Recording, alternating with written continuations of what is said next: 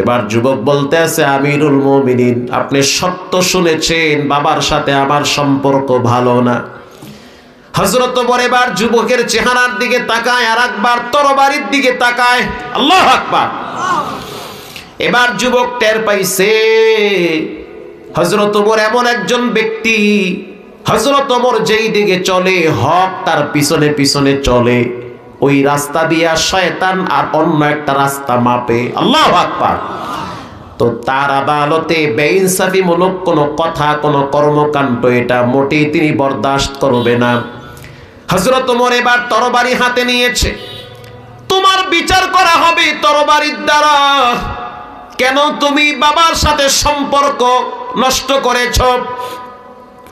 এবার যুবক বলতে আছে, আমিরুল মুমিনিন, রাগ করিয়েন না, মেজাজটারে ঠান্ডা করেন। বাবার কথা শুই না রাগ করলে হবে না, আমারও কথা শুনতে হবে। হযরত ওমর ঠান্ডা হয়ে গেছে, কথা তো ঠিক, পোলার কথাও শোনা লাগবে, খালি বাপের কথা শুনলে হবে না। এবার বলো তোমার কি বক্তব্য? এখান থেকে যারা বাবা আছেন তারা প্রত্যেকেই মেসেজ পেয়ে যাবেন। বাপ হওয়া এত সহজ না। বাবার ঘাড়ের উপরে সন্তানের দায়িত্ব আছে। কিয়ামতের ময়দানে বাবাকে আর সন্তানকে পাশাপাশি আল্লাহ দাঁড় করায়া সন্তানকে বলবে, বাবায় হক আদায় করছে কিনা। সন্তান যদি খারাপ হয় ডাইরেক্ট বলবে, আল্লাহ আমার বাবায় আমার হক আদায় করে নাই। বাবায় ফজরের টাইমে নামাজে যাইতো, আমি সন্তানকে বলে নাই। প্রাইভেট কোচিং এর জন্য বাবায় ধমক দিত, কিন্তু নামাজের জন্য ধমক দিত না। হযরত আলী রাদিয়াল্লাহু তাআলা আনহু বলেন, আফাদাতকুমুন নি'মাহু মিন্নি সালাসা। আল্লাহ আপনি আমারে নবীর জামাই বানাইছেন, আবার নবীর চাচতো ভাই বানাইছেন, কুরাইশ বংশের সন্তান, আবার জান্নাতের রমণীর স্ত্রী হিসেবে কবুল করেছেন, জান্নাতের দুইজন যুবকদের সর্দারের বাপ বানাইছেন। সুবহানাল্লাহ বলেন। তা আমি আপনারে কি দিব? আমার তো কিছুই নাই। আপনি আমারে যা দিছেন আমি আপনারে কি দিব? গোটা পৃথিবীর মানুষের মুখে মুখে এই আওয়াজ, আনা মাদিনাতুল ইলম ওয়া আলিয়্যুম বাবুহা। রাসূল বলেছেন, আমি হলাম মদিনার শহর, সেই শহরের দরওয়াজা হইল হযরত আলী। সুবহানাল্লাহ বলেন। আমি হলাম ইলমের শহর, ইলমের শহর, জ্ঞানের শহর অথবা জ্ঞানের ঘর, সেই রাজধানীর দরওয়াজা হইল আমার জামাই হযরত আলী। সুবহানাল্লাহ বলেন। এত সম্মান দিছেন, আমি দিমু কি আপনারে? আপনিও আল্লাহরে কোন, আল্লাহ আপনি আমারে মানুষ বানাইছেন, চাইলে তো অন্য কিছু বানাইতে পারতেন, আবার বানাইছেন মুসলমান, আমি আপনারে দিমু কি? কি দিমু আমি আপনারে? প্রতিবন্ধী বানাইতে পারতেন, ন্যাংরা কানা লুলা দেড় ব্যাটারি আদামরা বানাইতে পারতেন, কিন্তু তা না বানাইয়া মানুষ বানাইছেন। লড়তে চড়তে পারি, খাইতে পারি, ঘুমাইতে পারি, হুমকি দিতে পারি, কত কিছু করতে পারি। কি দিব? যাও, আল্লাহ তোমারে সকালবেলা চার দোকানে গিয়ে একটা বিড়ি আর দুইটা চা খাইয়া তোমারে দিয়ে দিলাম। আউযুবিল্লাহ, আমনে কর না নাউযুবিল্লাহ কর। তা আল্লাহরে দেবেন কি? মাগরিবের পরে চার দোকানে বইয়া বিড়ি খান, চা খান, টিভি দেখেন, এই তো আল্লাহরে দিতে আছে। তা আল্লাহ দেখো তুমি আমার এত কিছু দিয়েছো, তোমার আমি এইটা দিছি। হযরত আলী বলেন, ইয়াদি ওয়া লিসানি ওয়াজ জামিরুল মুহাজ্জাবা। কিছুই নাই, তবে তিনটা জিনিস আমি তোমাকে দিলাম। আল্লাহু আকবার। আল্লাহ তোমারে তিনটা জিনিস দিলাম। এক নম্বরে, আমার হাত তোমার পক্ষে ব্যবহার হবে। আমার হাত কার পক্ষে ব্যবহার হবে? আল্লাহর পক্ষে। যে কোনো যুদ্ধের ময়দানে হযরত আলী প্রথম তরবারি হাতে নিয়ে ঝাঁপিয়ে পড়তেন দুশমনদের মাঝে। আল্লাহু আকবার। যেখানে অন্যায় সেখানে প্রতিবাদের হাত হযরত আলী প্রথম উড্ডীন করতেন। আল্লাহু আকবার। যেখানে অপরাধ দেখত সেখানেই তিনি শক্ত হাতে দমনের জন্য দাঁড়িয়ে যেতেন। রবের পক্ষে তার হাত ব্যবহার হইত। দুই নম্বরে ওয়াল লিসান, আবার জিহ্বা তোমার পক্ষে ব্যবহার হবে। আমার জিহ্বাটা তোমার পক্ষে স্লোগান উঠবে। হযরত আলী যখন কোন জিহাদের ময়দানে প্রবেশ করত, প্রথম তিনি তাকবীরের আওয়াজ তুলত, চিৎকার মেরে বলেন আল্লাহু আকবার। এই আল্লাহু আকবারের তাকবীরটা ছোটখাটো না, এটার পাওয়ার অনেক বেশি। হযরত আলী বলেন ৩ নম্বরে ওয়াজ-জামিরুল মুহাজ্জাবা, আমার দিলের ভিতরে আপনার মহব্বত ভরপুর থাকবে।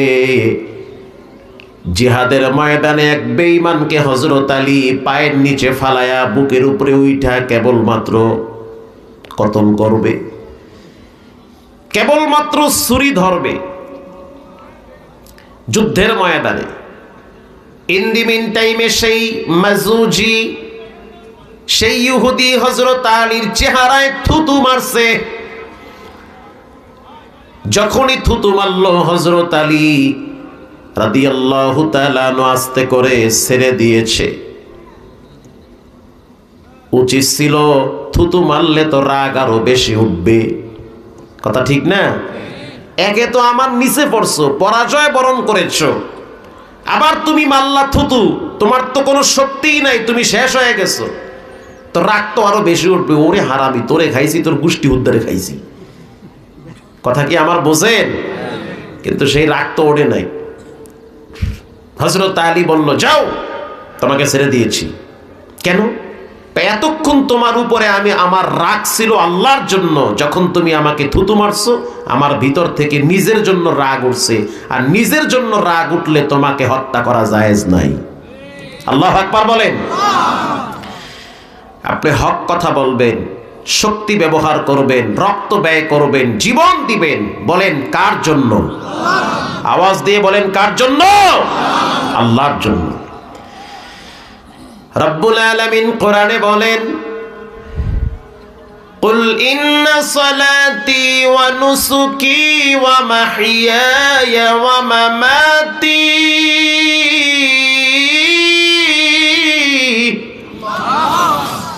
وَمَمَاتِي لِلَّهِ رَبِّ الْعَالَمِينَ।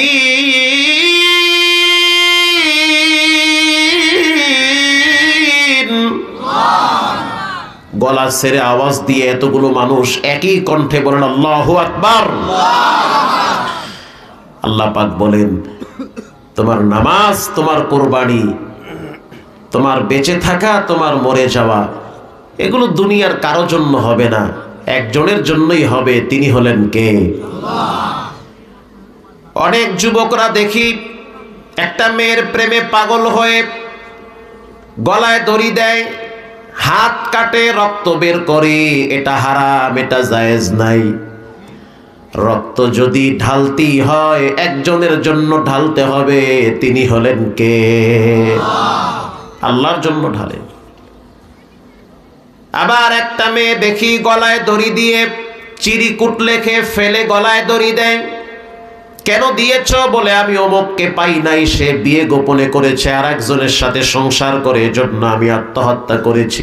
তা দুনিয়ায়ও পাইলি না, মরার পরেও ফেরেশতাকে বাটাম ফাটা, কথা কর না কা? তো শান্তি কই? দুনিয়ায় তো পাইলি না, দুঃখের ঠেলায় বাথরুমে গিয়ে হারপিক খাইয়া মরে, কষ্টের ঠেলায় গলায় দড়ি দিয়ে শীত পড়াং হয়, কথা কর না কা? মরে যাবো গো, ও আল্লাহ, মনে করছে মরার পরে বুঝি সখী কবরে এই হেরে সালাম দেবে, তো মরার পরে তো ফেরেশতারা কবরে বাটাম ফাটা দিবে, তো মরকা। আমার থিওরি হলো, তুমি কেন মেয়েদের পিছনে ঘুরবা, মেয়েরা কেন ছেলেদের পিছনে ঘুরবে? যার যার স্থান থেকে যোগ্যতা অর্জন করো, তোমার যোগ্যতাই বলে দিবে তুমি কোথায় যাবে। তুমি লেখাপড়া করো, প্রতিষ্ঠিত হও, লেখাপড়া করতে মনে না চাইলে বহিদ পন্থায় টাকা পয়সার মালিক হও।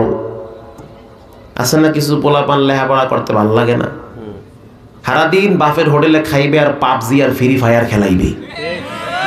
আলহামদুলিল্লাহ, এটা আপনাদের এলাকায় নাই, না নাই। খালি পোলাপানকে দোষ দিয়ে লাভ নাই, আমগো মুরব্বিকেও দোষ আছে। পোলাপানকে কই কিরে তোরা এখানে বয়ে বয়ে পাবজি খেলাও, কত কাম নাই? তো হুজুর খালি মগই চোখে দেখেন, মোরা তো জোয়ান মানুষ পাবজি খেলাই, বুড়ারা করে কি চার দোকানে গিয়ে দেখেন, চাইয়া দেখি ওরে আল্লাহ হেরা বইয়া বইয়া বাসর ঘরের ছবি দেখে। কথা ঠিক না ঠিক? তো পোলাপানের দোষ দিয়ে লাভ কি? মুরব্বীরাও তো আকাম কম করে না। রাগ করতেছেন, মাফ করে দিয়ে। এই হলো অবস্থা আমগো দেশের। কুড়িগ্রাম গেছি ওয়াজে, বুরিঙ্গামারি গত বছর, সেখানে ডলফিন মোড় আছে বা শাপলার মোড় আছে একটা, ওই চত্বরই বয়ান। ওসি সাহেব আসলো, যেহেতু প্রপারে মাহফিল, অনেক বড় মাহফিল, অনেক লোকজন। ওসি সাহেব বলতেছে, হুজুর আপনি একটু এই বিষয় নিয়ে একটু ওয়াজ কইরেন, যুব সমাজ আস্তে আস্তে শেষ হয়ে যাচ্ছে। 5 তারিখে দেখলাম যুব সমাজকে, হুজুর আমরা শেষ হই নাই, আমরা শক্ত আছি, টাইম মতো ঠিকই আমরা ছবল মারি। আসতে বলবেন না, জোরে বলেন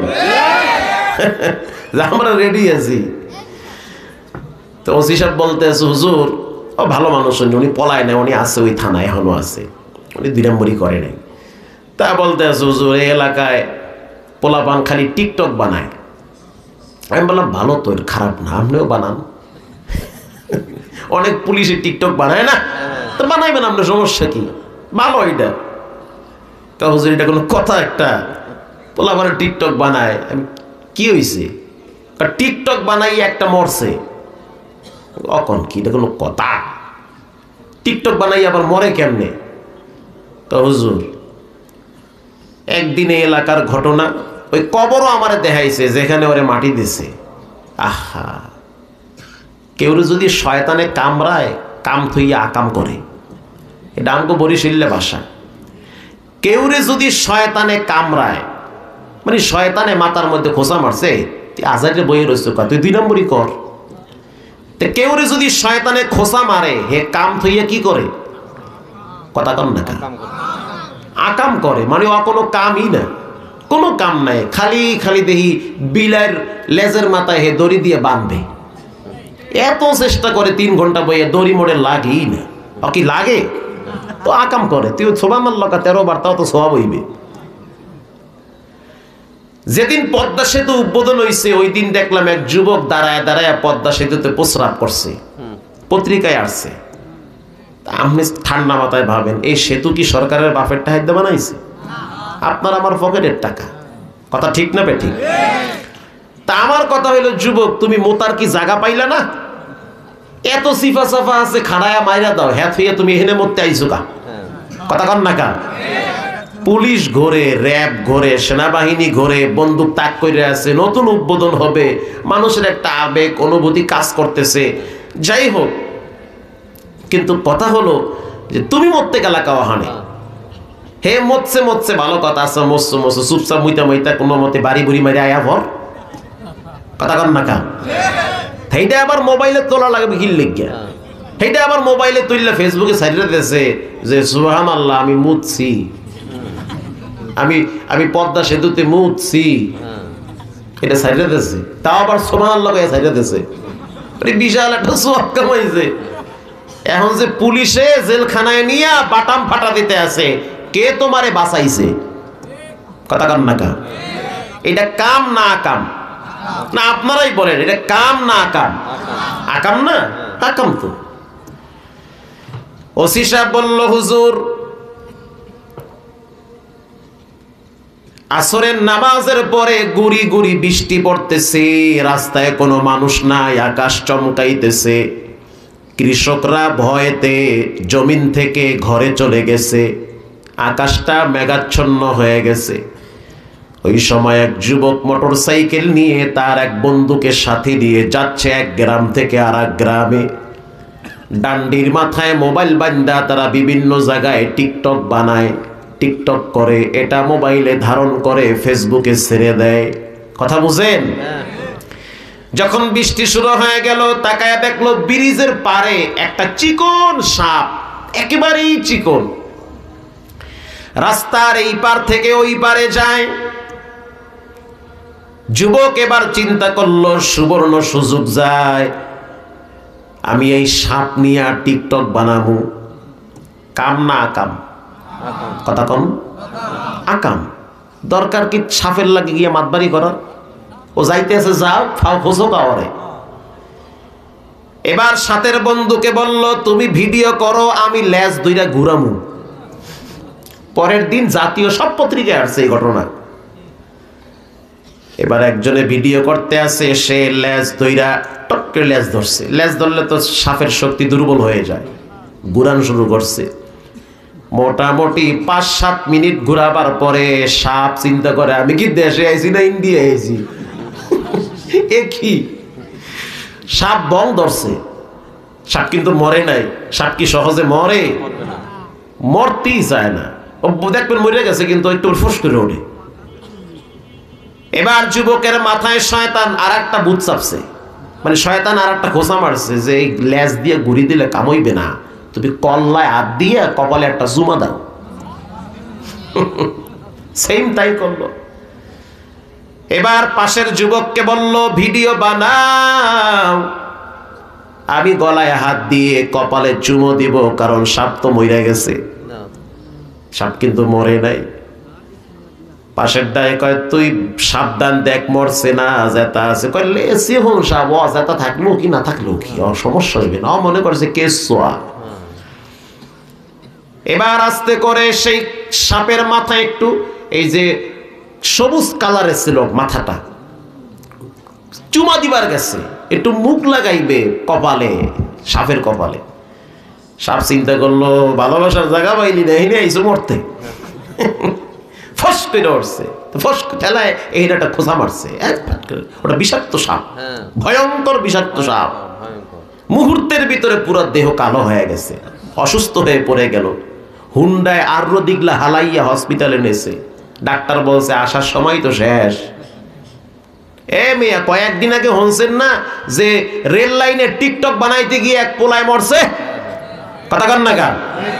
এই তো যার কাম নাই হে কি করে? আকাম করে। প্রিয় যুবক ভাইয়েরা আমার,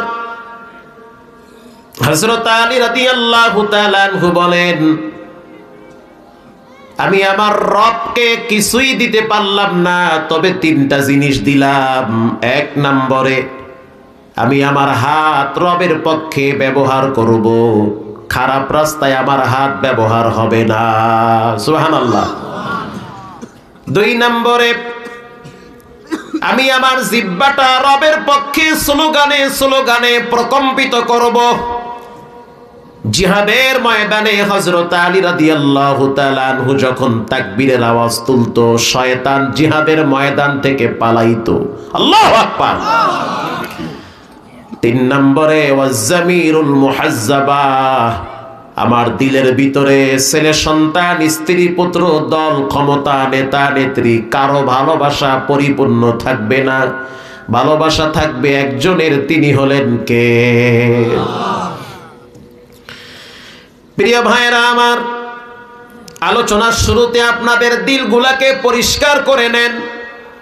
যতক্ষণ থাকবেন ততক্ষণ দিলের ভিতরে প্রেম থাকতে হবে কার? আল্লাহর প্রেম ভালোবাসা নিয়ে ধৈর্যের সহিত থাকবেন ইনশাআল্লাহ। বলেন আপনাদের কষ্ট হয়? আমি 1 ঘন্টা কথা বললে কি আপনারা থাকবেন না চলে যাবেন? থাকবেন তো ইনশাআল্লাহ। থাকেন। কোরআনুল কারীমের ভিতরে 114 সূরা আছে। প্রত্যেকটা সূরার নাম আছে না নাই? যেমন সূরার নাম সূরা বুরুজ। যদি আপনি তাকান দেখবেন লেখা আছে ওয়াসসামাই যাতিল বুরুজ।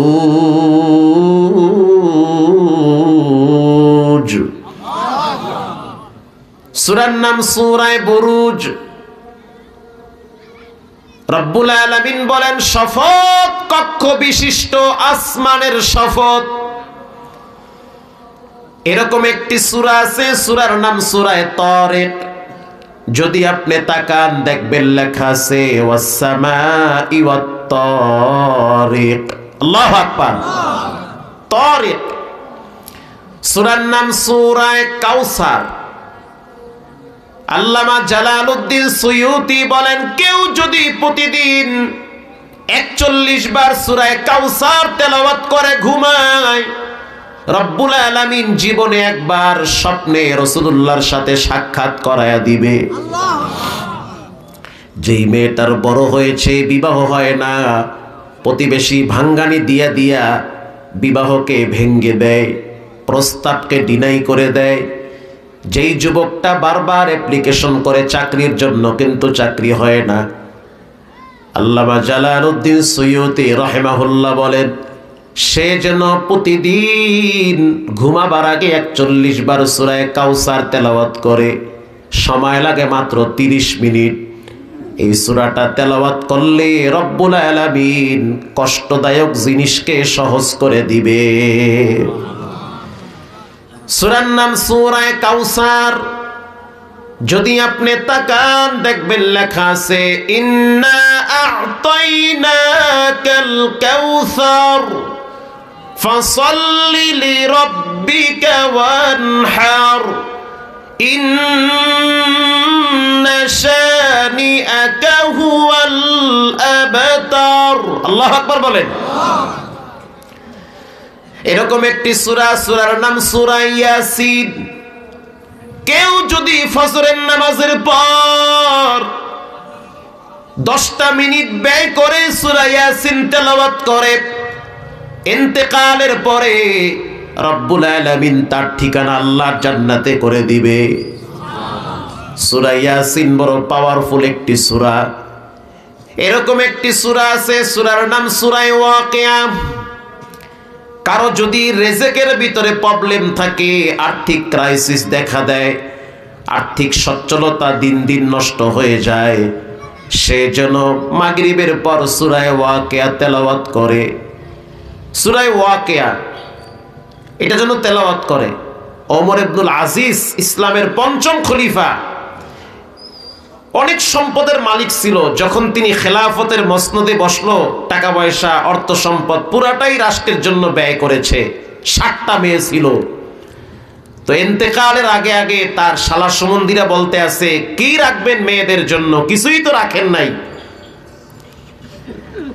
ওমর ইবনুল আজিজ রাহমাতুল্লাহি আলাইহি বলেন, আমি আমার মেয়েদেরকে কোরআন থেকে সূরা ওয়াকিয়া শিক্ষা দিছি। আরশের মালিক তাদেরকে না খাওয়ায়া রাখবে না। আরো জোরে বলেন, আরো জোরে বলেন। সূরা ওয়াকিয়া পড়বেন তো ইনশাআল্লাহ, পড়ে লাভবান হবেন। মসজিদের খাদেম, 5 জন খাদেম আমি যেখানে জুমা পড়াই, যিনি প্রথম খাদেম তার বাড়ি হলো সিরাজগঞ্জ চৌহালিতে। তো জুমার দিন তো অনেক মুসল্লি আসে, নামাজের পর বিভিন্ন জায়গা থেকে লোকজন সাক্ষাৎ হয়, কথা হয়। একদিন এক শিল্পপতি বলতেছে, হুজুর দোয়া চাই। স্বাভাবিকভাবে দোয়া একজন আরেকজনের কাছে চাবে, এটাই তো নিয়ম। আমি আপনার কাছে দোয়া চাবো, আপনি আমার কাছে দোয়া চাবেন। আমি বললাম, সম্পদের অভাব নাই, বাড়ি গাড়ির অভাব নাই, আল্লাহ আপনারে তো ভালোই রাখছে। সে জবাব দিল, হুজুর দিলের শান্তির খবর তো কেউ জানে না। টাকা পয়সা থাকলেই তো শান্তি হয় না। শান্তি একটা ভিন্ন জিনিস। কখনো কখনো রিকশাওয়ালার ঘরে শান্তির অভাব থাকে না, আবার ধনী মানুষের ঘরে শান্তি নাই। আমি তাকে বললাম, ভাই কলকারখানা ইন্ডাস্ট্রিজের অভাব নাই, জানতে চাই আপনার ছেলে মেয়ে কয়জন? বলে 2 জন। মাশাআল্লাহ, ভালো, সুখী পরিবার। একটা পোলা একটা মাইয়া, সুখী পরিবার না? ভালো তো। না, পোলাটা খুব চেতা। চেতা কি মানে? খুব জ্বালায়। কেন জ্বালায়? ওটা পোলা পানের লাগে ঘুইরা একটু নেশাখোর হয়ে গেছে। হুজুর মানুষের লাগে তো আর মিশা কথা পাওয়া যায় না। নেশাখোর হয়ে গেছে, ওইটারে আর কন্ট্রোলে নিতে পারি না। আর মেয়েটাও ডিস্টার্ব করে। দোয়া করেন যেন 2টার মাথা আল্লাহ ঠান্ডা করে। আমি বললাম, মেয়ে আবার কেন ডিস্টার্ব করে? মেয়েটা এক হিরোইন জিল লাগে সম্পর্ক করে। তো ওটা তো কপাল খুলছে আপনার। বাহ। এই মেয়েটাকে আমি বাধা দিতে গেলে মেয়েটা আমাকে হুমকি দেয় যে আমি ক্যাডেট কলেজে পড়ি, আমার শিক্ষা আছে, আমার সিদ্ধান্ত আমার কাছে, তুমি কি বুঝবা? আমার ভালো মন্দ আমি বুঝি না? আমি বাড়াবাড়ি করবে, ফ্যানের সাথে ঝুলে পড়ে থাকবো, তুমি মামলা খাবে। এরকম কিন্তু অনেক ফ্যামিলিতে ব্ল্যাকমেইল চলে, কথা ঠিক না ব্যাঠি? মা বাবাকে প্রেসার দেয়। ইন দি মিন টাইমে খাদেম সাহেব টাকার বাক্স নিতেছে। জুমার দিন টাকা ওঠে না মসজিদে, অনেক টাকা। তো আমি মজা করে ডাক দিলাম, খাদেম সাহেব একটু কাছে আসেন। তো কাছে আসলো। আমি বললাম, কেমন আছেন? হুজুর আলহামদুলিল্লাহ আলা কুল্লি হাল, আমার রব আমাকে সর্বহালতে ভালো রেখেছে। আমি এই শিল্পপতির দিকে চায়া কই, দেখছেন কত ভালো আছে, কি হাসি তার, ওরে সুবহানাল্লাহ। খাদেম সাহেব আপনার বেতন কত? হুজুর বেতন মাত্র 11,500। আমি বললাম, ছেলে মেয়ে কয়জন? বলে ছেলে মেয়ে 8 জন।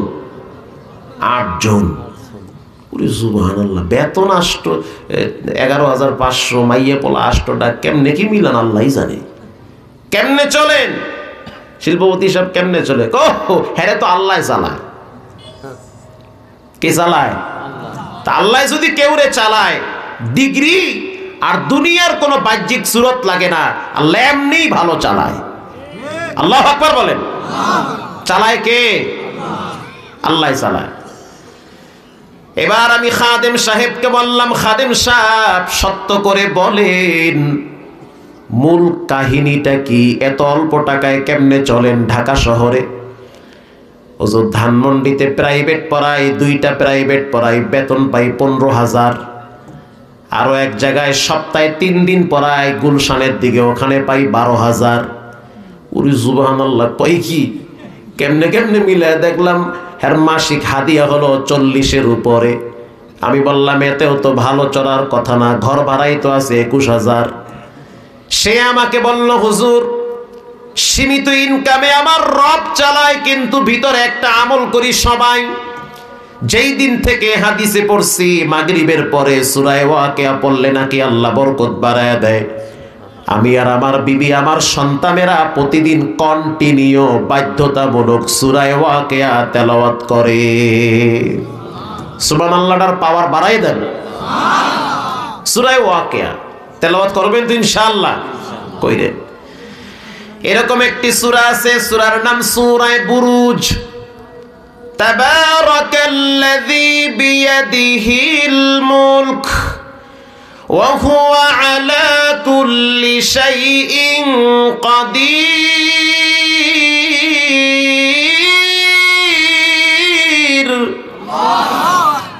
আল্লাহর রাসূল বলেন, কেউ যদি ইশারের নামাজের পর সূরা মুলক তেলাওয়াত করে, ওই ব্যক্তি যদি কবরে চলে যায়, হঠাৎ যদি মারা যায়, তার কবরে রব্বুল আলামিন নূরের বাতি জ্বালায়া দিবে। কিয়ামতের ময়দানে সূরা মুলক তাকে নিরাপত্তা দেওয়ার জন্য জান্নাতের গেটে দাঁড়িয়ে রবের সাথে কথা বলবে। হাদিস বুখারী মুসলিমে আসছে। এই জন্য সূরা মুলক হলো কবরের টর্চ লাইট, সূরা মুলক হলো বিচারের ময়দানের নিজের সবচেয়ে গুরুত্বপূর্ণ পুঁজি। যে ব্যক্তি সূরা মুলক তেলাওয়াত করলো, সে যেন রিল্যাক্সে থাকে, কারণ তার মৃত্যু হলেই তার নিরাপত্তার জন্য সূরা মুলক দাঁড়িয়ে যাবে। এরকম একটি সূরা, সূরার নাম ফাতির। এই সূরার ভিতরে রব্বুল আলামিন বলেন, যারা 3টা কাজ করবে তাদের জন্য জান্নাতের গেট স্পেশাল ভাবে খোলা হবে। 1 নম্বরে ইয়াতলুনা কিতাবাল্লাহ, যে ব্যক্তি প্রতিদিন কোরআন তেলাওয়াত করবে। ইন্নাল্লাযীনা ইয়াতলুনা কিতাবাল্লাহ, যে ব্যক্তি কোরআনুল কারীম তেলাওয়াত করবে। ওয়া আকামুস সালাহ, নামাজ কায়েম করবে। ওয়া আনফাকু মিম্মা রাযাকনাহুম সিররা ওয়া আলানিয়াতান ইয়ারজুনা তিজারাতাল লান তাবুর। 3 নম্বরে যে ব্যক্তি আল্লাহর রাস্তায় দান করবে। এই 3টা জিনিস একেবারেই সহজ। কোরআন তেলাওয়াত করতে টাকা লাগে না, শুধুমাত্র একটু সময় খরচ করা লাগে। রাত্রে, সন্ধ্যায়, বিকালে যখনই সময় পান একটা সূরা হলেও তেলাওয়াত কইরেন। কিচ্ছু পারেন না সূরা ফাতিহা পড়েন, তাও যদি না পারেন তো আউযুবিল্লাহ বিসমিল্লাহটা পড়েন। কারণ কবরের ভাষা আরবি, জান্নাতের ভাষা আরবি, বিচারের ময়দানের ভাষা হবে আরবি, আল্লাহর ভাষা আরবি, নবীর ভাষা আরবি, ফেরেশতাদের ভাষা কি? কথা কর না কা? সব জায়গায় আরবি ভাষা চলবে। আর যদি আপনি কোরআন থেকে 2-4টা আয়াত জিহ্বা লড়াইয়া পড়তে নাই পারেন তো কি পুঁজি নিয়ে কবরে যাবেন? এমন কি ক্রেডিট আছে যেটা দিয়ে আপনি পরপারে পার হয়ে যাবেন? আল্লাহর রাসূল বলল, মান ক্বারা হারফাম মিন কিতাবিল্লাহ ফালাহু হাসানাতু ওয়াল হাসানাতু বিআশরি আমসালিহা। কেউ যদি কোরআন থেকে একটি হরফ পড়ে তার আমলনামায় সর্বনিম্ন 10টা নেকি লিখে দেওয়া হয়। আরো জোরে বলেন। কোরআন হলো কলবের বাতি। অন্ধকার কলবটাকে কোরআনের তেলাওয়াতের মাধ্যমে আলোকিত করে দেয় কে? এক সময় ঘরের ভিতরে মা বোনেরা কোরআন তেলাওয়াত করত, বাচ্চারা মায়ের তেলাওয়াত দেখা নিজেরা বসে বসে শিখতো। আর এখনকার যুগের মা বোনেরা বসে বসে রিমোট নিয়ে কিরণমালার জি বাংলার সিরিয়াল পাল্টায়, আর বাচ্চাটা পাশের রুমে টিকটক আর পাবজি আর ওই যে বিভিন্ন নর্তকীদের নাচ গান কার্টুন নিয়ে পড়ে থাকে। এক সময় মা বোনদের পেটে যখন বাচ্চা আসতো, বাচ্চা আসার পর তারা ঘরের ভিতরে আড়াল হয়ে যেত, ঠিক না ব্যাঠিক? কেউ যেন তার পেট বড় হয়েছে না দেখতে পারি, এমন মা বোন দেখছি যখন পেটে বাচ্চা আসছে তখন ঘর থেকে বের হতো না, স্বামীকে বলে দিত যা লাগবে তুমি এনে দিবা, যতদিন পেটে বাচ্চা থাকবে আমি পরপুরুষের সামনে যেতে চাই না। আর এখনকার যুগের মা বোনেরা পেটে বাচ্চা নিয়ে ফেসবুকে আলহামদুলিল্লাহ ছাইরা দেয়। কথা কন না কা? পেট সহকারে ছাইরা দেয় আলহামদুলিল্লাহ। একজনে জিগায়, ম্যাডাম কি আইতে আছে? কয় ডাক্তারে কইছে পোলা হইবে। নাম কি রাখছেন? কয় নাম রাখছি তুফান। তুফান রাখছে। বলার সাথে সাথে চুপ হয়ে গেছে। এরকম একদিন ঘটনাক্রমে তুফান লেগে গেছে হুজুরের দ্বারে। হুজুর আমার সন্তানের দিকে তাকাইয়ে একটু ফু মাইরা দেন, খুব ডিস্টার্ব করে। হুজুর কয় নাম কি? কয় তুফান। হুজুরে জোতা থুইয়া মারছে দৌড়। এখন একজনে জিগায় হুজুর দৌড়ান কা? হাদিয়া নিয়ে যান। কয় তোর হাদিয়ার গুল্লি মারি তুই খা, তুফানে আমার ঘর ভাঙছে 7 বার। কথা ঠিক না ব্যাঠিক? হ্যাঁ ঠিক কথা। একটু সালাত না দিলে ভালো লাগবে না। আপনাদের উত্তরবঙ্গে একটা এলাকার নাম হলো নীলফামারী। একেবারেই এরকম বর্ডার সাইটে 2014 সালে বয়ানে গিয়েছিলাম। আল্লামা খালেদ সাইফুল্লাহ আইয়ুবী সেও সেখানে গিয়েছিল। তো এক দাদা বুড়া মানুষ নাতেরি নিয়ে আসছে তাহানিক করাইতে। আরবি ভাষায় তাহানিক বলা হয়, তার মানে রসুল বলেছেন বাচ্চা কাচ্চা দুনিয়াতে আসলে আলেমদের কাছে নিয়ে একটু মুখের ভিতরে মিষ্টি দিয়ে দিও। আল্লাহু আকবার। এটা রসুল শিখাইয়া দিছে। এবার নিয়ে আসছে, হুজুর একটু দোয়া কইরা দেন। কি হয়? আমার নাতি খুব কড়া নাতি। হুজুরকে মাশাআল্লাহ ফাইন নাতি, চেহারাও তো সুন্দর, তেল তেল করবার লাগছে। আপনার নাতির নাম কি? বলে হুজুর নাম রাখছি কোরআন থেকে একের নাম। কোরআন থেকে রাখছেন? তো ভালো নাম রাখছেন, মাশাআল্লাহ মাশাআল্লাহ, খুব খুশি হুজুরে। কোন নামটা আগে কি কয়ালো না? না নাম পাওয়া যাবে না, খুব ভালো নাম, আপনার কাম দোয়া করে দেবেন শেষ, আবার কিসের নামটা? হুজুরে কয় নামের নাম বলেন। এবার চাচাই কইতে আছে বাবাজি নাম রাখছি মোহাম্মদ হামান। হামান? হামান কেডা? ফেরাউনের দোস্ত না? নাম রাখছে হামান। হুজুরে কয় ইন্না নিল্লাহ। চাচাই কয় কি ইন্না নিল্লাহ? কেন ইন্না নিল্লাহ পড়বেন? এত চমৎকার কোরআন থেকে নাম রাখছি হামান, আপনি কোন ইন্না নিল্লাহ? কেউ তো মরে নাই। হুজুরে কয় কোরআনে তো অনেক মানুষের নাম আছে, তাগো নাম কেন রাখেন নাই? ফেরাউনের নাম রাখতে। মৌলবি মানুষ হইয়া মুখ ঠিক কইরেন, ফেরাউনের নাম কেন রাখবো আমি? হামান ঠিক থাকবে কেন? বলে কোরআনে আসছে হামান ওয়া ফিরাউন, মনে করছে ফিরাউন বদমাইশ, হামান বুঝে আল্লাহর ওলি। এই জন্য হামান রে নিয়ে তো আলোচনা হয় না, ভালো না খারাপ মানুষ বুঝি না। কথা কন না গান? হামান ফাঁকে আছে। যারা পৃথিবীতে স্বৈরাচার হয় এরা এমনি এমনি হয় না, পিছন থেকে কেউ না কেউ কলকাঠি লড়ায়। কথা কন না কা? তো ফেরাউন এত খারাপ ছিল না, এই ফেরাউনকে জালেম বানাইছে হামান।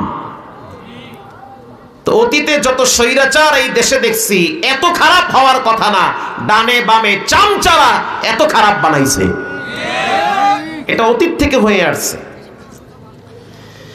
প্রিয় ভাইয়েরা আমার,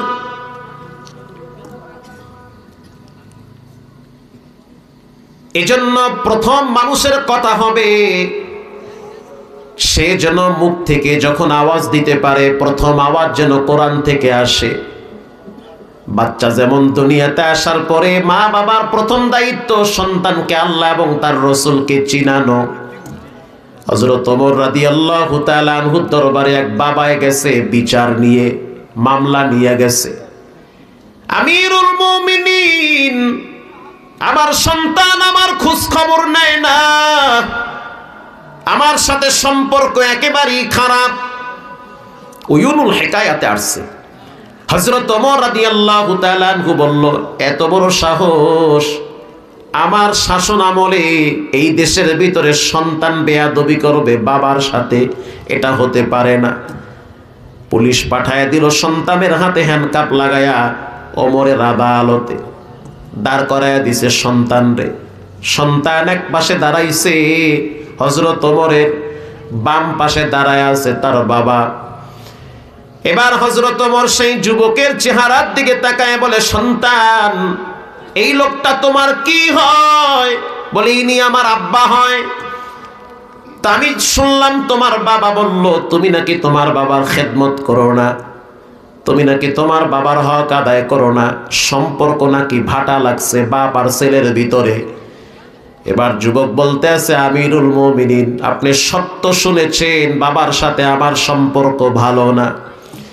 হযরত ওমর এবার যুবকের চেহারার দিকে তাকায়, আর একবার তরবারির দিকে তাকায়। আল্লাহু আকবার।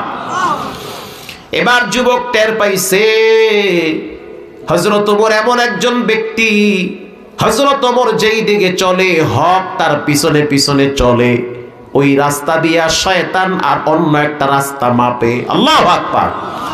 তো তার আদালতে বেইনসাফিমূলক কোনো কথা, কোনো কর্মকাণ্ড এটা মোটেই তিনি বরদাস্ত করবে না।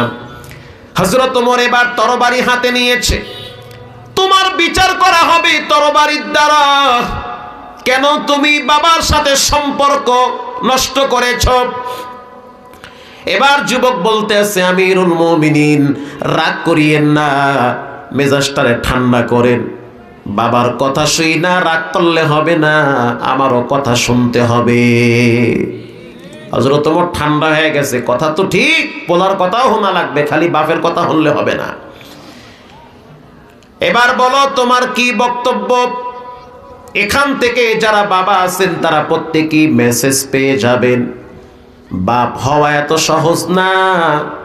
বাবার ঘাড়ের উপরে সন্তানের দায়িত্ব আছে। কিয়ামতের ময়দানে বাবাকে আর সন্তানকে পাশাপাশি আল্লাহ দাঁড় করায়া সন্তানকে বলবে বাবায় হক আদায় করছে কিনা। সন্তান যদি খারাপ হয় ডাইরেক্ট বলবে, আল্লাহ আমার বাবায় আমার হক আদায় করে নাই। বাবায় ফজরের টাইমে নামাজে যাইতো, আমি সন্তানকে বলে নাই। প্রাইভেট কোচিং এর জন্য বাবায় ধমক দিত, কিন্তু নামাজের জন্য ধমক দিত না। পরীক্ষায় যদি নাম্বার কম পাইতাম মা বাবার মেজাজ গরম হইতো, কিন্তু আমি ছেলে বড় হইছি, কোরআনটা শুদ্ধ করে পড়তে পারি না, আউযুবিল্লাহ বিসমিল্লাহ পারি না, আলিফ বা তা সা শিখি নাই, বাবা একটা দিনও শাসন করে নাই, এ ব্যাপারে বলি নাই, অতএব আমার দোষ নাই। রব্বানা আতিহিম দিফাইনি মিনাল আযাব ওয়ালআনহুম লা'নান কাবীরা। আয় আল্লাহ আপনি আমার আব্বা আম্মাকে ডাবল আযাব দেন। আল্লাহু আকবার। ছেলে মেয়েরা মা বাবাকে ডাইরেক্ট দেখায় দিবে। হযরত ওমর রাদিয়াল্লাহু তাআলা আনহু বলল, যুবক তোমার শাস্তি হবে, কেন তুমি তোমার বাবার হক আদায় করো নাই? এবার যুবক বলল, আমিরুল মুমিনিন জানতে চাই দুনিয়াতে বাপ আগে আসছে না ছেলে আগে আসছে? জয়পুরহাটের মুসলমান আপনারা বলেন, দুনিয়াতে বাপ আগে আইছে না পোলা আগে আইছে? আপনাকে গ্রামে ভুলে পোলা আগে আইছে না? বাপ আগে আসছে। হযরত ওমর আশ্চর্য হয়ে গেল, এ কেমন প্রশ্ন? তার মানে ভিতরে কিছু ঝামেলা আছে না নাই? ঝামেলা আছে। হযরত ওমর রাদিয়াল্লাহু তাআলা আনহু বলল, দুনিয়ার প্রথম বাবার নাম হলো আদম আলাইহিস সালাম। আমাদের আব্বা, তার জন্ম হলো জান্নাতে, তার ঠিকানা হলো জান্নাতে। আল্লাহু আকবার। আমরা তার সন্তান, আমাদের আসল বাড়ি ঘর হলো আল্লাহর জান্নাতে। আমাদের মা সে জান্নাতে জন্মগ্রহণ করেছে। পচান গান্দা নাপাক দুনিয়ায় আল্লাহ আমাদেরকে বেশি দিন রাখবে না।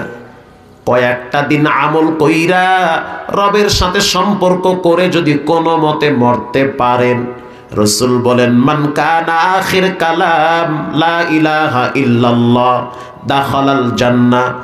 যতই ছোটাছুটি করেন, দৌড়াদৌড়ি করেন, যতই দুনিয়া নিয়ে ব্যস্ত হন, জীবনের শেষ সময় যদি মুখ থেকে বের হয় লা ইলাহা ইল্লাল্লাহ, আল্লাহর রাসূল বলেন তার ঠিকানা হবে, আবাস ভূমি হবে আল্লাহর জান্নাতে। সুবহানাল্লাহ বলেন। তো পৃথিবীর প্রথম বাবার নাম হলো আদম আলাইহিস সালাম। দুনিয়াতে আব্বা আগে আইছে, পোলা পরে আইছে। এবার সন্তান প্রশ্ন করল, আমিরুল মুমিনিন যদি বাপ দুনিয়াতে আগে আসে তো জানতে চাই দায়িত্ব বাবার আগে না ছেলের আগে? কার আগে? হ্যাঁ, বাপের আগে। এত সোজা না বাপ হওয়া, খালি বিয়ে করার লগে ফাল বাইরেন না। দায়িত্ব বাবার আগে। এবার যুবক বলতে আছে, কি কি দায়িত্ব বাবার একটু বলেন, বাবাও শুনুক আমিও শুনি। বাবা এবার মোড়ামুড়ি শুরু করছে, কাম তো সারছে, পেঁচ তো পোলায়ও লাগাই দিছে, পেঁচ তো পোলায়ও লাগাইছে। গ্রামে গেছি, গ্রামে যাওয়ার পর যখন গ্রামে যাই, আমাদের আপনজন আত্মীয় স্বজনরা বাড়িতে আসে, তো আশেপাশের অনেক মহিলারা বাড়িতে আসে। তো এমনও দৃশ্য দেখছি, মেয়ে বাবার সাথে কথা বলে না। মসজিদে যাওয়ার পরে ওই বাপ আমারে বিচার দেয়, হুজুর আমার মেয়ে বিবাহ দিছি, ছেলে মেয়েও বড় হয়েছে, কিন্তু আমার মেয়ে আমার বাড়িতে আসেও না, কথাও বলে না, অনেক কষ্ট লাগে। আপনার বাড়িতে এসে মাঝে মাঝে যায়, আপনার মায়ের সাথে তার সম্পর্ক ভালো, একটু বইলেন কেন আমার সাথে কথা বলে না? কেন কথা বলে না আমার সাথে? কারণটা কি? আমি বাপ না? ও জাহান্নামে যাইবে না? কি একটা চিত্তে গেছে, একেবারে মনে হয় যে সব মহাভারত অশুভ হয়ে গেছে। আমি তখন পর্দার আড়াল থেকে বললাম, কেউ তুমি নাকি তোমার আব্বার সাথে কথা বলো না? কোনো কথাই বলে না। একটু পরে বুঝতে পারলাম বাচ্চাদের মতো সে ফেফি দিয়া কাঁদতেছে পর্দার ভিতরে। আমার মা বলতে আছে, কাহিনী তো বুঝো নাই, ওর বাপ এমন একটা আকাম করছে যার কারণে মেয়েটা কষ্টে বাবার বাড়িতে যায়ও না, কথাও বলে না। কি করছে? তাই বাবার যত দামি দামি সম্পদ ছিল সবগুলা ছেলেদের নামে লিখে দিয়েছে, মেয়েটাকে মাহরুম করছে। আর এই মেয়েটায় যখন স্বামীর ঘরে যায় তখন স্বামী তারে প্রতিদিন খোঁটা দেয়, তোর বাবায় এত বড় 2 নম্বরই কেন করলো? এই মেয়েটা আমাদের বাড়ি আইসা মায়ের সাথে হাতে ধরে চোখের পানি ছেড়ে কান্দে, বাবায় কামটা করলো কি? হক তো আল্লাহ বন্টন করেছে, তুমি মাঝখানে কলম দিয়া কেন ভাগ করতে যাও? কথা ঠিক না ঠিক? বোম্বাই হাজি সাবধান, মেয়ের হক নষ্ট করে ছেলেদেরকে দেওয়ার পর মক্কায় গিয়ে লাব্বাইকের আওয়াজ দিলে কোনো লাভ নাই, মেয়ের হক আগে বুঝায় দেওয়া লাগবে। আলগা দরবেশি দেখাইয়েন না, আর সব দোষ মাইয়ার। মুরুব্বিল্লাহকে দেখার পরে আমি বললাম, আপনার উচিত বাইন্দা পিটানো। কইলা কি?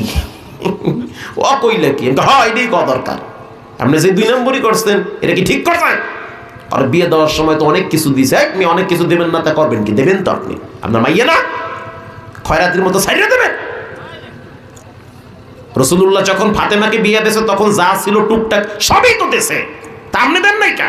খালি বিড়ি খাইছেন আর ঘুরছেন আর দোকানে বইয়া খালি মানুষের বাস দিয়েছেন। কথা ঠিক না বেঠি? হ্যাঁ ঠিক কথা। রাগ করতেছেন? হয় একটু করেন রাগ, রাগ করা দরকার মাঝে মাঝে। প্রিয় ভাইরা আমার,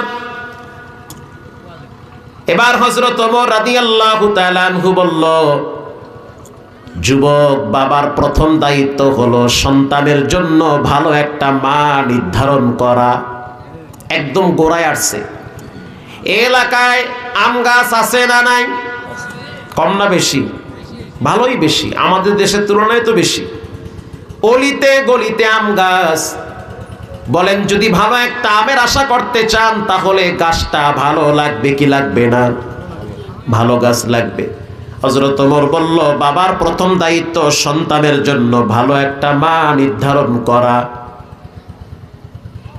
এবার যুবক বলতে আছে, আমিরুল মুমিনিন, জন্মের পরে আমি অনেক কথা শুনছি, কোনো কথা আমি মাথায় নেই নাই।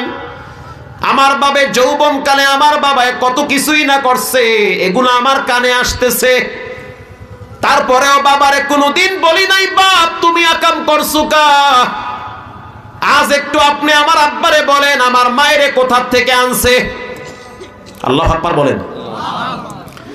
হযরত ওমর রাদিয়াল্লাহু তাআলা আনহু তরবারি হাতে নিয়ে উঁচা করে বলতে আছে, কেউ যদি উল্টা পাল্টা করো তরবারি কিন্তু এই দিকে যাইবে।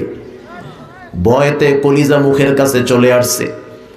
এবার সেই চাচায় হাত পা কাঁপা শুরু হয়ে গেছে, বলতে আছে, আমিরুল মুমিনিন, আমি জুয়ানকালে একটা আকাম করছি, এর লেগে আমাকে ক্ষমা করে দেন, আমাকে মাফ করে দেন। আমি জুয়ানকালে একটা 2 নম্বরই করছি, আমার ভুল হয়েছে, আমাকে ক্ষমা করে দেন। হযরত ওমর বল, একটু ক্ষমার গুল্লি মারি, কার কি করছো কর? আমি এই যুবকের মাকে এক রাখালের ঘর থেকে বাগাই আনছি। সুবহানাল্লাহ না নাউজুবিল্লাহ? আর কিছু একটা কইয়েন। এক রাখালের বউ ছিল, রানিং বউ, এটারে বাগাইয়া সিস্টেমে লই আইছি, এইটার পেটে এইটা হইছে। ও এই কাম করছো, তো তো খাপের খাপ মন্তাইজার বাপ মিলে গেছে গা। আমাগো দেশে অনেক মানুষ বউরে তালাক দিয়া হেয়ার পরে আবার সংসার করে, অভাব নাই, জানেও না বিয়ে করা আর বউ তালাক কি, মনে করছে আইসক্রিম খাওয়া। প্রিয় ভাইরা আমার, হযরত ওমর রাদিয়াল্লাহু তাআলা আনহু বলল, বাবার 2 নম্বরের দায়িত্ব সন্তানের জন্য ভালো একটা নাম রাখা। ও সন্তানের বাপ, বলো তোমার সন্তানের নাম কি? বাবায় কথা বলে না, চুপচাপ রইছে। সন্তান তুমি বলো তোমার বাবায় তোমার নাম কি রাখছে? সন্তান বলতে আছে, আমিরুল মুমিনিন, আমার আব্বাই আমার নাম রাখছে হাফেল, তার মানে ধ্বংস হয়ে যাওয়া, এটা নামের অর্থ। হযরত ওমরের মেজাজ আরো গরম হয়ে গেছে, কয় কি? এ নামের তো অর্থ বড় খারাপ। আল্লাহর রাসূল বলেছেন ভালো নাম রাখবা, কারণ নামের উপরে ভিত্তি করে কিয়ামতের ময়দানে আল্লাহ অনেক মানুষকে জান্নাতে দিয়ে দিবে। যেমন তানবীহুল গাফিলিনে আসছে, কিয়ামতের দিন আল্লাহ অনেক মানুষের কিছু নেকি খুঁজতে থাকবে, দেখিনি মাফ করা যায় কিনা, কোনো মতে তাকে জাহান্নাম থেকে মুক্ত করা যায় কিনা। ইন দি মিন টাইমে রব্বুল আলামিন এক দলকে ঘোষণা দিবে, যাও তোমাদের ঠিকানা জাহান্নামে, অপরাধের কারণে শাস্তি পাওয়া লাগবে, তারপরে জান্নাতে যাবে। জান্নাতের দিকে দৌড় মারবে, কোনো কথাই বলবে না, পিছনের দিকে বারবার তাকাবে। আল্লাহ বলবে, ফেরেশতারা রে, কেন পিছনের দিকে বারবার তাকায়? খুযুহু ফাগুল্লু, ধর, সুম্মাল জাহিমা সল্লু, জাহান্নামে নিক্ষেপ কর। যখনই বলবে কেন তোমরা পিছনের দিকে তাকাও, চলো সামনের দিকে চলো, হাবিয়া নামক জাহান্নামে তোমাদেরকে ফালানো হবে।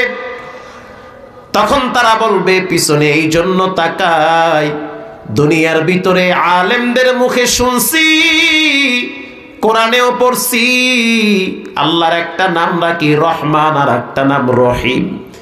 রহিম মানি অতি দয়ালু। কিয়ামতের ময়দানে অসংখ্য গুনাহগারকে রহিম নামের উসিলায় আল্লাহ মাফ করবে। পিছনের দিকে তাকাই দেখিনি রব একটা বার আমাদেরকে ডাক দেয় কিনা, একটু দয়া করে কিনা। এই জন্য পিছনের দিকে বারবার তাকাই। রব্বুল আলামিনের কুদরতি অন্তরে তখন জোশ মারবি। আল্লাহ বলবে ফেরেশতারা এখনো বান্দা আমার প্রতি রহমতের আশা রাখে, যাও মাফ করে দিলাম। এখনো আশা রাখে, মাফ করে দিলাম। প্রিয় ভাইরা আমার, আর এক দলকে ডেকে বলবে কি ব্যাপার তোমরা কেন দাঁড়িয়ে আস? বলবে আল্লাহ আমার নাম হইছে ওমর, আপনি না একটু আগে বলছেন ওমর ফিল জান্নাহ, আবু বকর ফিল জান্নাহ, উসমান ফিল জান্নাহ। আমার নাম ওমর। আর একজনে বলবে আমার নাম আবু বকর, আমার নাম উসমান, আমার নাম তালহা, আমার নাম জুবাইর, আমার নাম আব্দুল্লাহ বিন ওমর, আব্দুল্লাহ বিন ইবনে মাসউদ, এগুলা আমাদের নাম।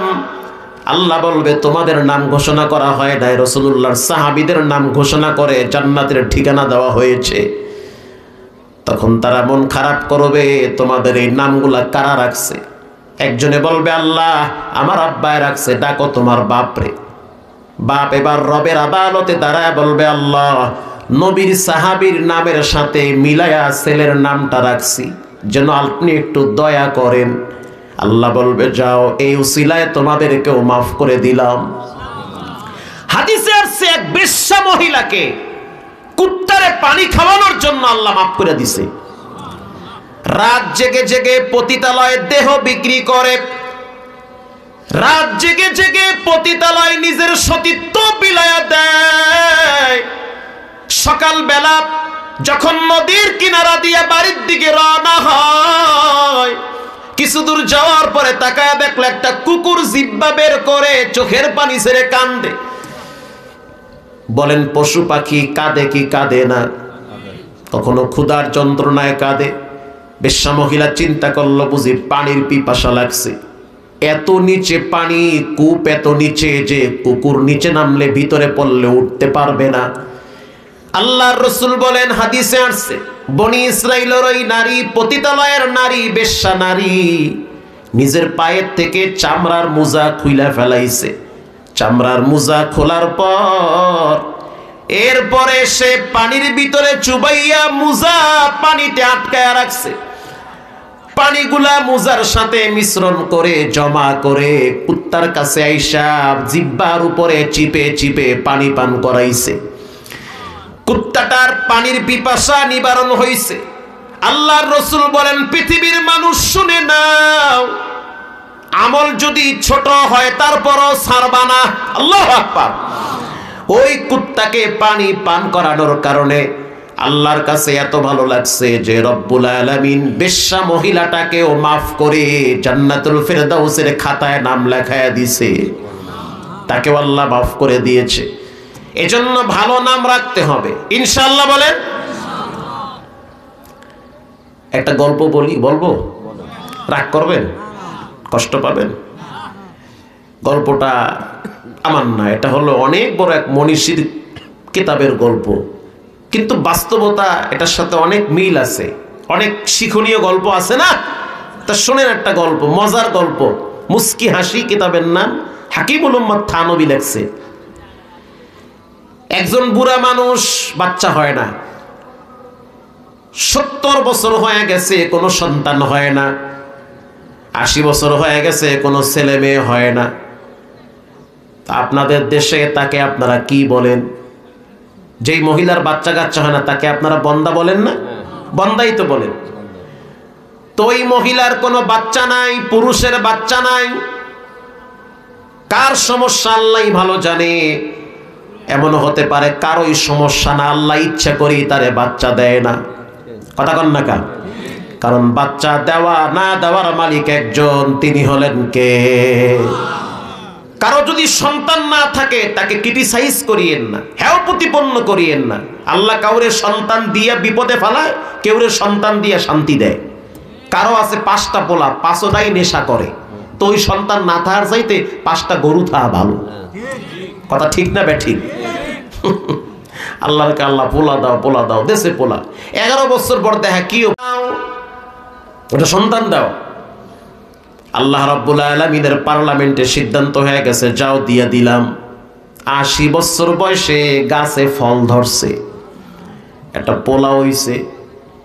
এলাকার মানুষজন বলে, চাচা এই বয়সে তো মাশাল্লাহ কাম গড়াইয়া লাইছেন, মাশাল্লাহ খুশ নসিব আপনার। তার মানে সিজন ছাড়া ফলের মূল্য কম না বেশি?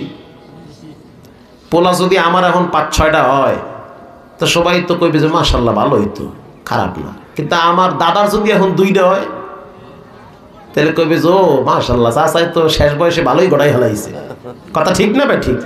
তো একই তো কথা, ওইটা হইছে সিজন মতো ফল, ওইটা হইছে সিজন ছাড়া। কিন্তু আল্লাহর কাছে সিজন আর আনসিজন নাই, সব সমান। আল্লাহু আকবার বলেন, সবই সমান। এলাকার মানুষ বলল, চাচা সন্তানের নাম কি রাখছেন?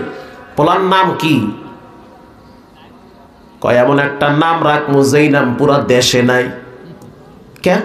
কয় সিজন ছাড়া ফল, এটার দাম বেশি। আচ্ছা আপনারা বলেন ভাই, এই সিজনে যদি আপনাদের জয়পুরহাটে একজন মানুষ যদি 10 কেজি আম নিয়ে দাঁড়িয়ে থাকে, ওই আমের দাম কম না বেশি?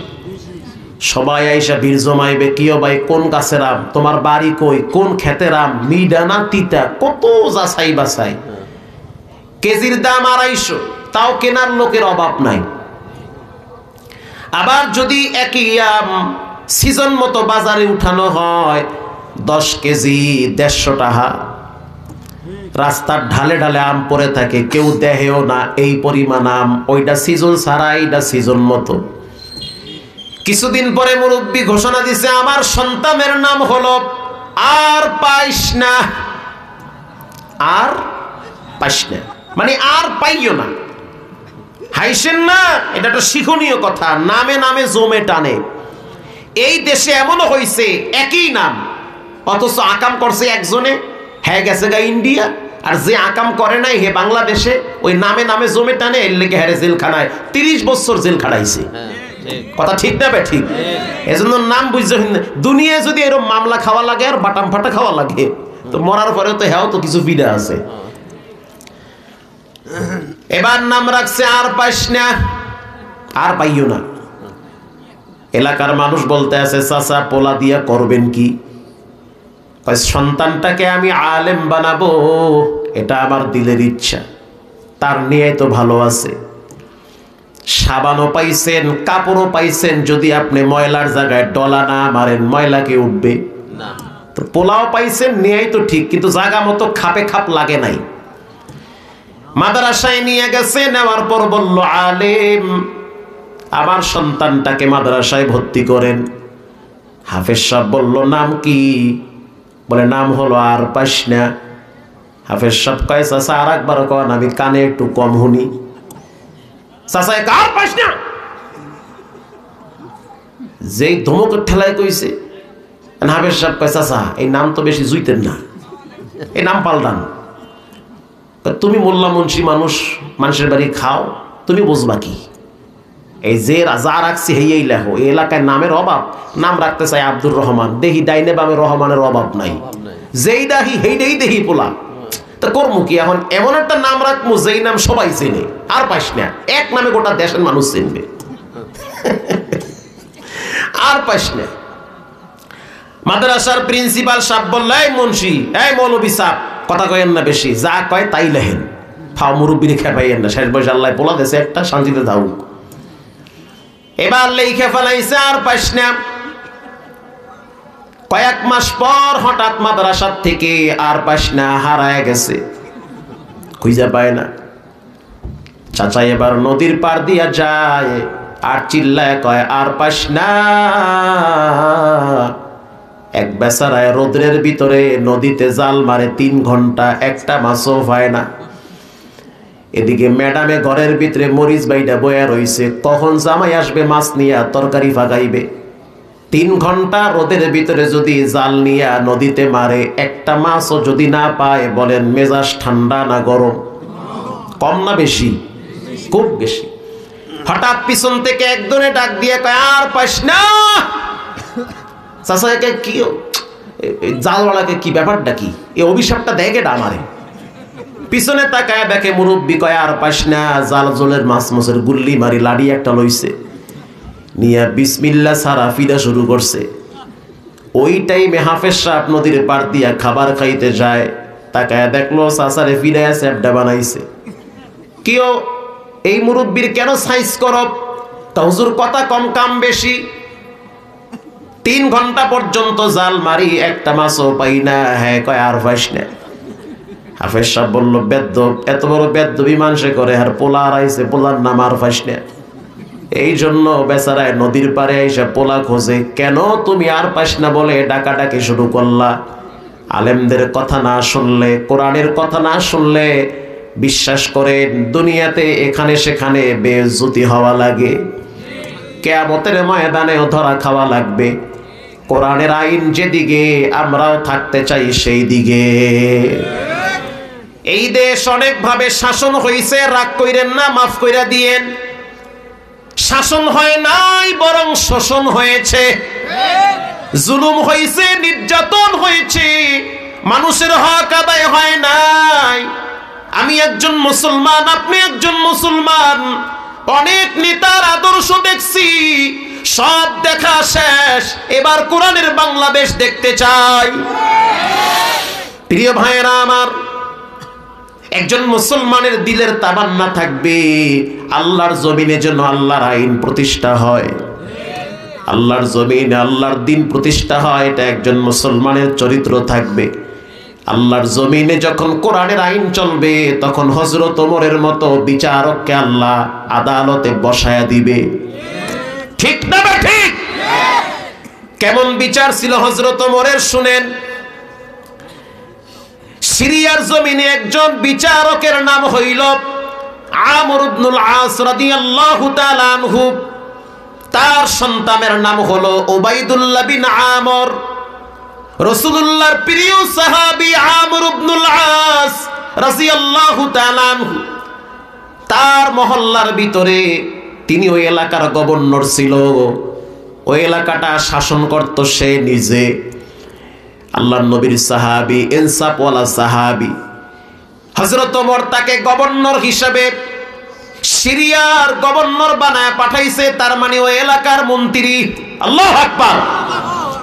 হজের মৌসুম চলতেছে, হজের কার্যক্রম চলতেছে।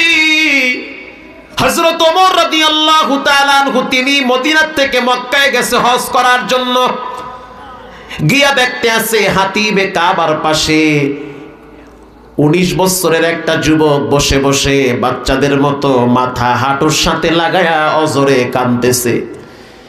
হযরত ওমর কাছে গিয়ে বলল, মা ইউবকি কাইয়া শাবাব, কি হয়েছে, কেন কাঁদো?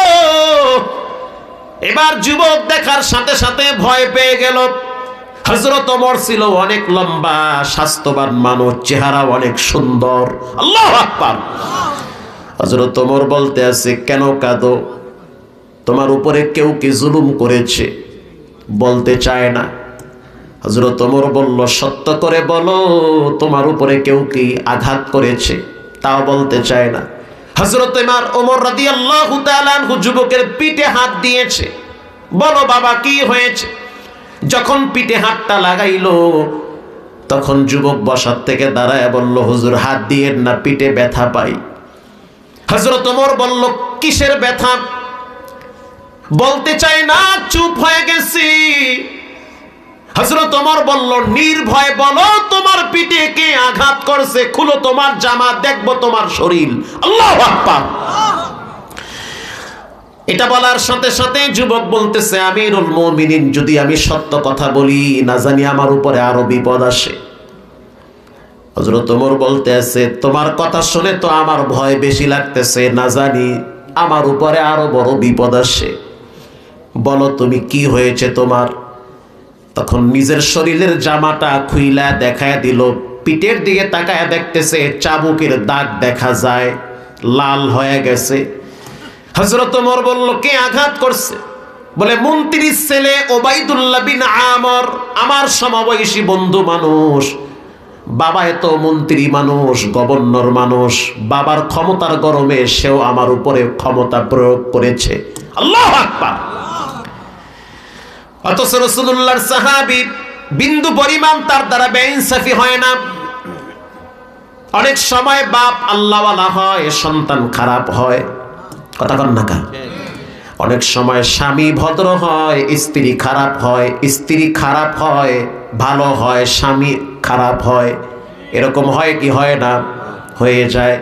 যেমন নবী লূত, সে আল্লাহর পয়গম্বর, তার স্ত্রী জাহান্নামী। নূহ আলাইহিস সালাম আল্লাহর নবী, তার সন্তান কেনান জাহান্নামী। ইব্রাহিম নবী আল্লাহর খলিল, অথচ তার বাবা জাহান্নামী। রাহমাতুল লিল আলামিন আল্লাহর সৃষ্টি জগতের প্রধান ব্যক্তি, অথচ তার চাচাকে আল্লাহ জাহান্নামের জুতা পরায় রাখবে। আল্লাহু আকবার বলেন। হযরত ওমর রাদিয়াল্লাহু তাআলা আনহুর মেজাজ গরম হয়ে গেছে। হজের কাজ পরে বিচার হবে সবার আগে। তৎক্ষণিক প্রশাসন পাঠায় দিল, বাপ আর বেটাকে ওমরের আদালতে দাঁড় করাও। এবার প্রশাসন গিয়ে আমর ইবনুল আসকে, ওবাইদুল্লাহ বিন আমর, দুইজনকে হযরত ওমরের দরবারে নিয়ে আসলো। বাপ আর সন্তানকে পাশাপাশি দাঁড় করাইছে। এবার ওই ভিকটিমকে পাশে দাঁড় করাইছে, ওই যুবককে পাশে দাঁড় করাইলো। দাঁড় করাবার পরে হযরত ওমর বলতে আছে, এরে আমর ইবনুল আস, তুমি না গভর্নর? বলে হ্যাঁ। এটা কার ছেলে? বলে এটা আমার ছেলে হুজুর। এবার এই সন্তানের দিকে তাকায় বলতে আছে, তুমি কি এই যুবকের উপরে আঘাত করেছ? কোনো কথাই বলে না, চুপচাপ। হযরত ওমর রাদিয়াল্লাহু তাআলা আনহু যখন ধমক দিল, সত্য করে বলো, ও তো গরিব মানুষ, গরিবের সন্তান। তোমার বাবাই তো প্রেসিডেন্ট মানুষ, তোমার বাবাই তো মন্ত্রী মানুষ, গভর্নর মানুষ। ও বাবার ক্ষমতার গরমে তুমিও বুঝি ক্ষমতা দেখাইলা। এই সমাজের নেতাদের চাইতে চামচারা বেশি গরম দেখায়, কথা ঠিক না বেঠিক? তুই মোরে চেনো? মুই কেডা? তুই কেডা? কয় মুই অমুক নেতার স্বাস্থ্য ভাইয়ের দুলা ভাইয়ের ছোট ভাই, কথা ঠিক না বেঠিক? এই গরমে মুই কি হনুরে? হযরত ওমর রাদিয়াল্লাহু তাআলা আনহু বলল, আরে কয়টা আঘাত করছো? বলে 19টা আঘাত করছি। এবার হযরত ওমর রাদিয়াল্লাহু তাআলা আনহু নিজের একটা শক্ত চাবুক ছিল, খুব পাওয়ারফুল চাবুক। বুঝেন তো হযরত ওমরের চাবুক কি পাওয়ারফুল চাবুক। চাবুক এবার ওই যুবকের হাতে ধরায় দিছে, লও চাবুক। মন্ত্রীর ছেলের পিঠের উপরে 19টা আঘাত করো, সমস্ত শক্তি দিয়া 19টা আঘাত করো। আর 20 নম্বরের আঘাতটা তার বাবার পিঠের উপরে করবা, একটা আঘাত বাবার পিঠে করবা। আল্লাহু আকবার। এবার যুবক বলতে আছে, আমিরুল মুমিনিন, অপরাধ সন্তান করছে, বাপ অপরাধ করে নাই, কেন বাবা আজকে শাস্তি পাবে? হযরত ওমর বলল, 2 কারণে। 1 নম্বরে, সে কেন তোমাকে নিরাপত্তা দিতে পারলো না? কথা কি বুঝেন? সে কেন তোমাকে নিরাপত্তা দিতে পারলো না? 2 নম্বরে, বখাটে সন্তানের বিচার কেন করলো না? তার সন্তান তার অধীনে থাইকা কেন বখাটে হইল? এই সমাজের অনেক মানুষ আছে, নিজের সন্তান অপরাধ করলে অপরাধ মনে হয় না, আর একজনের সন্তান অপরাধ করলে মামলাটা সাজায়া বড় বানানো হয়। হযরত ওমরের কথা শুইনা যুবক বলতে আছে, আমিরুল মুমিনিন, বিচার হয়ে গেছে, বিচার লাগবে না। যেই সমাজের ভিতরে এমন একজন ইনসাফওয়ালা বাদশা থাকে, ওই দেশে কখনোই জুলুম হতে পারে না। আমি মাফ করে দিয়েছি আমিরুল মুমিনিন। হযরত ওমর স্বস্তির নিঃশ্বাস ছেড়ে যুবককে বুকের সাথে গলা জড়ায় ধইরা বলতে আছে, বাবা শুনে নাও, তুমি যে ক্ষমা করে দিয়েছো, রব্বুল আলামিন তোমাকেও ক্ষমা করে দিয়েছে। লা ইয়ারহামুল্লাহু মান লা ইয়ারহামুন নাস, যে মানুষকে রহম করে তার উপরেও রহম করেন কে? পারলে ক্ষমা করে দেন, না পারলে আল্লাহর আদালতে বিচার দিয়ে দেন। প্রিয় ভাইরা আমার, বাবার দায়িত্ব 3টা। 1 নম্বরের দায়িত্ব ভালো একটা মা নির্ধারণ করা, 2 নম্বরের দায়িত্ব সন্তানের জন্য ভালো একটা নাম রাখা। 3 নম্বরের দায়িত্ব সন্তানকে কোরআন শিক্ষা দেওয়া। এবার যুবক বলতে আছে, আমিরুল মুমিনিন, আমার বাপ আমারে কোরআন শিখায় নাই। হযরত ওমর বলতে আছে, যেই সন্তান কোরআন জানে না সেই সন্তান তো মা বাবার খেদমত বুঝবে না। কোরআনের পৃষ্ঠায় পৃষ্ঠায় লেখা আছে মা বাবার সাথে কেমন ভালো ব্যবহার করতে হবে। এই আচরণের কথা অন্য বইতে নাই, একমাত্র কোরআনে আছে। এজন্য সন্তানদেরকে কোরআন শিখানোর কথা বলেছেন কে? ও সন্তানের বাপ, পায়ে হাত দিয়ে বলি, অনুরোধ করে বলি, পর্দার ভিতরের মা বোনেরা শুনে নেন, ভালো সন্তান আল্লাহর কাছ থেকে চেয়ে নেন। বর্তমানে এমন একটা সময় পার করতেছি, অধিকাংশ সন্তানেরা দিন দিন নষ্টের দিকে চলে যাচ্ছে। চতুর্দিকে নেশা ছড়িয়ে পড়েছে। সন্তানের হাতে মা খুন হয়, মায়ের হাতে সন্তান খুন হয়। এর অন্যতম কারণ হলো তাদের ভিতরে ধর্মীয় মূল্যবোধ না থাকার কারণ। এজন্য রব্বুল আলামিন বলেন, ইয়াতলুনা কিতাবাল্লাহ, 1 নম্বরে আল্লাহর কোরআন শিক্ষা দাও। 2 নম্বরে ওয়াকামুস সালাত। 5 মিনিটের ভিতরে শেষের দিকে চলে আসছি। নামাজ ছাড়া যাবে না, নামাজ ছাড়া যাবে না, নামাজ ছাড়া যাবে না। এখানে অনেক যুবক থাকতে পারেন যারা খারাপ কাজ করেন। কিছু বললেই বলে, হুজুর আমি তো খারাপ কাজ করি, কেমনে নামাজ পড়ি? যত খারাপ কাজে জড়িত হও তারপরেও নামাজ পড়া লাগবে, ঠিক না বেঠিক? মিথ্যা কথা বলো তারপরেও নামাজ পড়তে হবে। জিনা করো তারপরেও নামাজ পড়া লাগবে।